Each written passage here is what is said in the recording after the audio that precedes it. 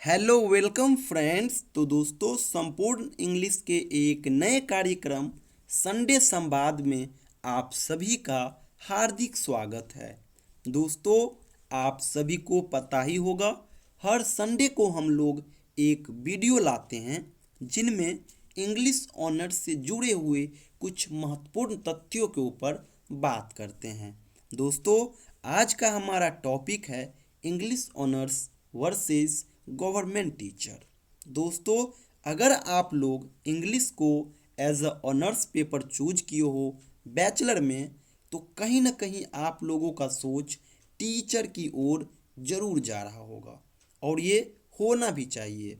दोस्तों, एक चीज़ मैं यहाँ पे सबसे पहले बता दूँ कि भाषा वाला जो सब्जेक्ट होता है, लैंग्वेज वाला जो सब्जेक्ट होता है, उनमें टीचर बनने का स्कोप सर्वाधिक होता है। ये क्यों होता है ये भी मैं आपको कुछ देर के बाद बताऊंगा, लेकिन एक चीज़ मैं पहले ही क्लियर कर दूं कि आर्ट्स वाले सेगमेंट में जो भाषा वाला सब्जेक्ट होता है ना, उनमें टीचर का स्कोप बहुत ज़्यादा होता है अन्य सब्जेक्ट के कंपैरिजन में। फॉर एग्जांपल चलिए मैं आपको समझाता हूँ।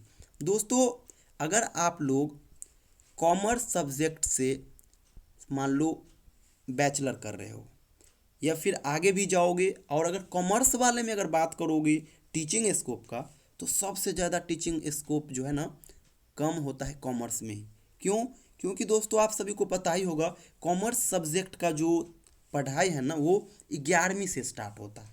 यानी पहली कक्षा से लेकर के 10वीं तक बिल्कुल ही नहीं कॉमर्स पढ़ाया जाता है।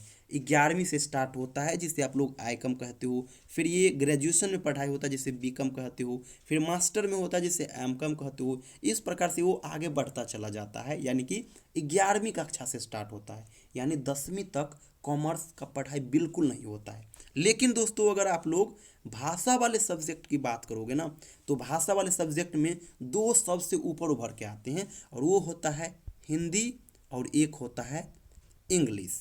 और इन दोनों का जो पढ़ाई ना दोस्तों, वो पहली कक्षा से लेकर के और जहाँ तक पढ़ाई होता है वहाँ तक उसका पढ़ाई होता है। फॉर एग्जाम्पल, पहली कक्षा में भी हिंदी इंग्लिश पढ़ा जाता है, दूसरी तीसरी चौथी पाँचवीं छठी इस प्रकार से 10वीं में भी पढ़ाई होती है, 11वीं में भी हिंदी इंग्लिश की होती है, 12वीं में भी होती है। ग्रेजुएशन में दोस्तों इनके ऊपर ऑनर्स भी होता है। अगर आप लोग मास्टर में जाओगे तो इनके ऊपर मास्टर भी होता है। साथ ही साथ इन दोनों सब्जेक्ट के जो दोनों सब्जेक्ट जो हो गए ना, उसमें बहुत सारे ऐसे टॉपिक है जिनके ऊपर पीएचडी भी होता है, रिसर्च भी होता है। यानी कहने का अर्थ, भाषा वाले सब्जेक्ट का जो पढ़ाई होता है सरकारी विद्यालय में, वो पहली कक्षा से लेकर के और जहाँ तक पढ़ाई होता है ना, वहाँ तक ये हिंदी और इंग्लिश जरूर जाता है। और इन दोनों में इंग्लिश इंग्लिश का स्कोप इसलिए ज़्यादा है दोस्तों, क्योंकि इंग्लिश की अपेक्षा हिंदी में जो है ना कम स्टूडेंट्स बैचलर का डिग्री लेता है।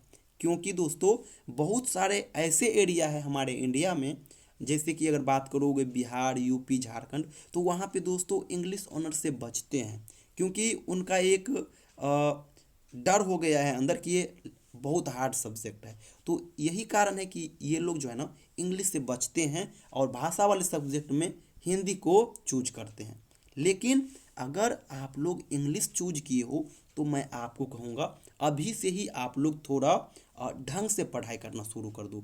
कम से कम उतना चीज़ ज़रूर पढ़ लो जो आपके सिलेबस में मेंशन है, क्योंकि ये हर चीज़ का दोस्तों एक लिमिट होता है, एक बाउंड्री होता है। और अगर आप उस बाउंड्री के अंदर पढ़ाई करोगे ना, तो आप उस एरिया का मास्टर भी बन जाओगे और उस एरिया के नॉलेज से परिपूर्ण भी हो जाओगे। तो इसीलिए चीज़ को लिमिट में ही पढ़ना चाहिए, क्योंकि चीज़ें बहुत वास्ट होती है और वास्ट चीज़ हमें उतना भी नहीं पढ़ना चाहिए जो हमारे काम का नहीं है। तो इसीलिए कम से कम अगर आप लोग अभी ग्रेजुएशन कर रहे हो, ऑनर्स पेपर जो आपका है इंग्लिश, तो कम से कम उन चीज़ को ज़रूर पढ़िए जो आपके सिलेबस में मेंशन है। क्योंकि दोस्तों, आपको पता ही है कि आपका कहीं ना कहीं सोच टीचर की ओर जरूर जा रहा है। तो अगर आपका जुड़ाव लगाव अगर अभी से ही उस चीज़ के प्रति होगा ना, तो फिर आगे आपको बहुत हेल्प करेगा। तो दोस्तों, इसीलिए मैं आपको कह रहा हूँ कि इंग्लिश में जो है ना टीचिंग का स्कोप बहुत ज़्यादा है। अगर आप लोगों के मन में भी है कि मैं टीचर बनूं, तो यही कहूँगा मैं, इंग्लिश ऑनर्स को as a honours paper choose करिए, ढंग से पढ़िए। जो ही सिलेबस में, कम से कम अगर एक्स्ट्रा नहीं पढ़ना चाहते हैं तो उतना ज़रूर पढ़िए जो आपके सिलेबस में मेंशन है, उसी को ढंग से पढ़िए। जो राइटर आ रहा है उस राइटर के बारे में कुछ एक्स्ट्रा नॉलेज भी प्राप्त करने की कोशिश कीजिए। कुछ जो इम्पोर्टेंट हो जाते हैं जैसे शेक्सपियर हो गया, उसके बाद एस टी कोलरिज हो गया, टी एस इलियट हो गया, इस प्रकार से जो बहुत सारे राइटर हैं उनके बारे में कुछ एक्स्ट्रा फैक्ट भी पढ़िए। उसका जो कुछ मेजर बुक्स है जो आपके सिलेबस में मेंशन नहीं है उसको भी आप लोग पढ़िए थोड़ा बहुत, अगर टाइम मिलता है तो अभी से ही। और मैं आपको बार बार कहूँगा, बैचलर कीजिए।